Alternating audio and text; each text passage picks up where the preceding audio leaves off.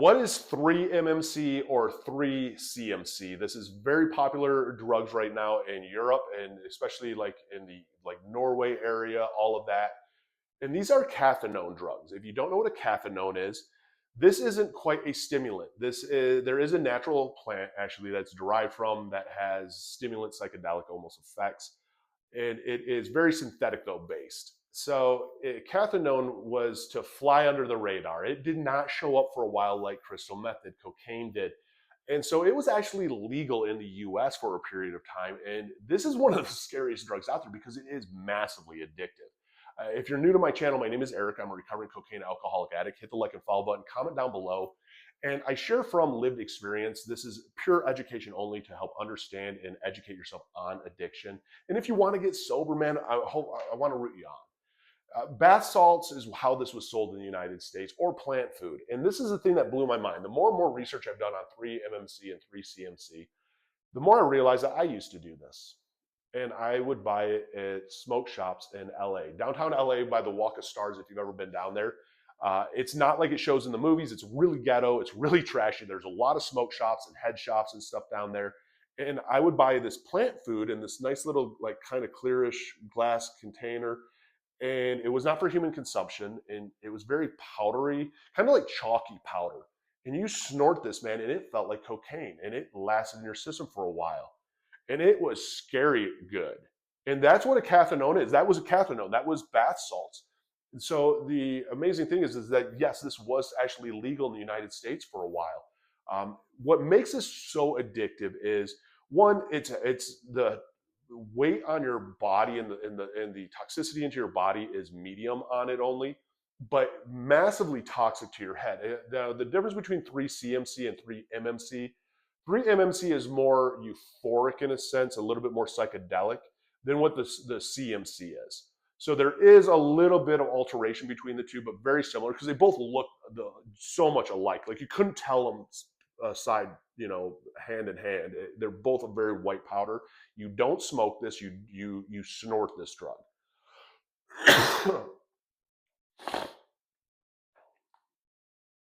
So what happens after you snort this, that it acts and reacts like cocaine. And you almost couldn't tell the difference between cocaine because it gives you a drip. It's not a hard drip like cocaine, like crystal meth is. It doesn't feel like your face is on fire. It has kind of a chemical drip to it, and it's a smoother hit. Now, the high on this lasts a lot longer. It's 2 to 4 hours is how long this is going to be producing dopamine, norepinephrine. When it comes to CMC, because of the alteration chemically, it is very neurotoxic for you. So the effects of it can be very fluctuating effects. With the 3-MMC, which I have experienced, which was the plant fertilizer that I would snort, this had a very smoother, longer lasting effect.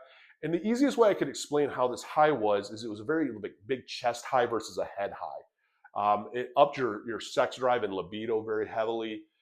There was that sensory, like you could just get it on for hours and you were just like, yes, very sociable drug. And that's kind of the draw to this substance. And the problem is you don't really realize what you're always snorting. It can be sold off as a lot of different things.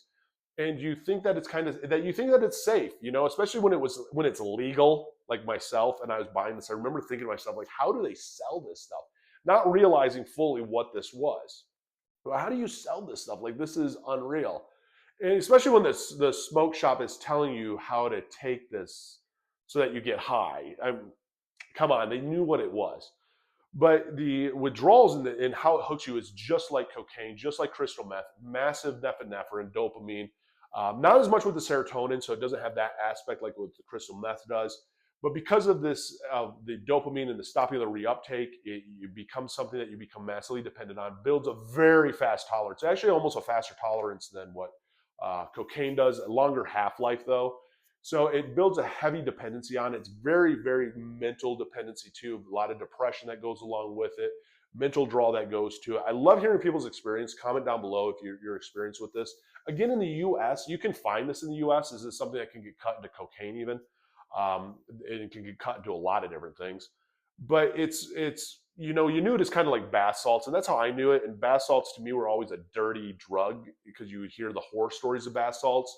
not realizing truly what it was and doing my full education on it. And I don't think a lot of addicts out there, like, we really know what we're doing. That's the scary part about addiction, is like, we're going to snort plant fertilizer not for human consumption because we know it's going to get us massively high. Who in their right brain does that? No one but an addict. That shows you how sick we are. But this is a drug that, again, anytime that you're snorting a drug, the method of choice, it's a lot like cocaine. And for some reason, we think if we snort it, it's like cocaine and it's safe. Smoking, for a lot of people, actually has this really weird stigma around it, that you think it's more dangerous, even when it comes to shooting up. That's not always the case. It's going to hook you to the stain. You build this heavy, massive mental dependency on it. The withdrawals of it, you are going to go through that whole mental side of withdrawal, massive depression, rewiring your brain. It can cause permanent brain damage. It can cause shrinking of the brain too. And it can just cause damage to your brain in gray area and gray spots. And that's the scary thing, is like, when we're doing these substances as an addict, I was an addict. I mean, you don't think of the long-term damage and the long-term effects down the road. You just think of getting high. And that's how we become obsessed as an addict, and how our addiction just kind of takes over our life. And that's scary to admit to, and it's scary to talk about. But the reality of addiction is that we will give up everything for this high, because it makes us escape life. It makes us feel good.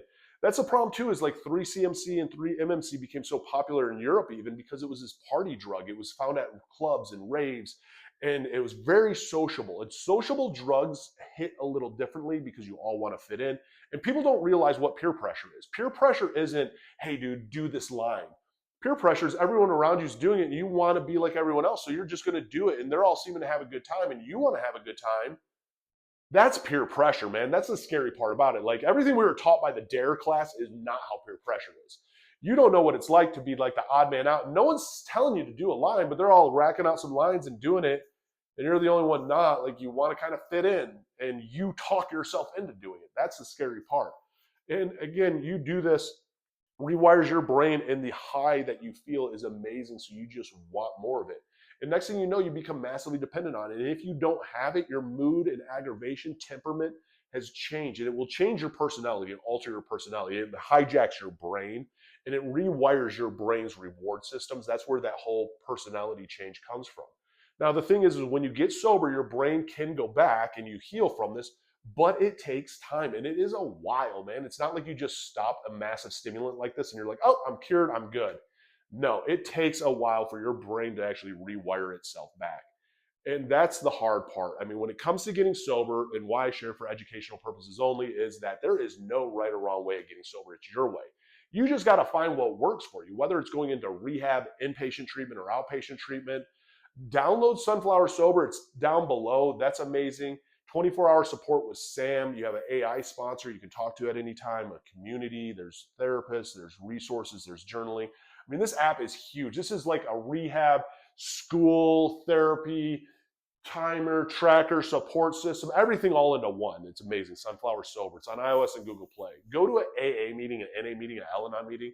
Now, in the United States, a lot of people aren't very familiar sometimes with this drug. And believe it or not, more addicts have done this drug than what they realize. That's a scary thing about bath salts and stuff, even like myself. I've been sharing about addiction for a very long time. And when I didn't really realize that I've done bath salts and I've done a cathinone, until it went down this whole rabbit hole of the plant fertilizer and the plant food. And I started seeing these containers and I'm like, I recognize these containers. And when I first moved to Buena Park from Yuma, Arizona with with Brandy, who ended up committing suicide, we didn't have a dealer or plug or anything. We were going downtown LA, down the Walk of Stars, and there was these shops that sold this stuff. And I'm like, this is the stuff I was snorting, and I remember this because we thought it was great, like the high on it. And she was like, she had this deal with me. We could do it like once every 2 weeks. And that's weird. Like, we had this weird barter thing. But again, we were addicts, and this is the sickness of addiction. And why I share, because this truly is a sickness. And to understand addiction is very hard to get into our brain if you don't understand it. And that's why like AA and NA is so important, and Al-Anon is to connect with other addicts, to have addicts as support that are in recovery too, who get it, who understand why you just have this whole full body internal soul urge to use something that you know is going to destroy your life, but you can't halt this momentum almost, to why you're depressed and moody and the highs and the lows, and you don't see the just the light at this end of the tunnel. I mean, having in life support's huge. And then even with the doctor and psychiatrists and therapists, I mean, with me, I had a lot of trauma. I didn't realize that I self-medicated a majority of my life for my trauma. And it's actually very common when it comes to people that have addiction issues is we have a lot of trauma. We're self-medicating in a lot of cases. And addiction leads us to this escape. And that's the scary part about it. And again, if you haven't hit the like and follow button, hit the like and follow button, comment down below. Cathinone drugs are insane drugs, and it's amazing that people will constantly come up with stuff to try and fly it under the radar. I mean, Feel Free is a good example. 7-OH now. I mean, there's a lot of substances out there that come and go that are massively addictive. They can form addiction habits so easily, man. And especially if you're snorting something that's a powder and it's kind of like cocaine, even in your head, you start to justify that it's safe and that it's okay. I just remember for me, my biggest halt was is it burned in my brain, man, not for human consumption. I'm like, there has to be a reason behind that. But I also didn't realize even back then that was the marketing ploy of how they flew it under the radar so that they could legally sell this stuff and how dangerous it really was. But again, for the one out there getting sober, man, I am proud of you. If you've just decided to get sober and you're starting to fight for it, I'm proud of you. There's no right or wrong way. Don't give up. You're going to have some good days. You're going to have some hard days. But in the end, it does get better. You are worth it, I believe.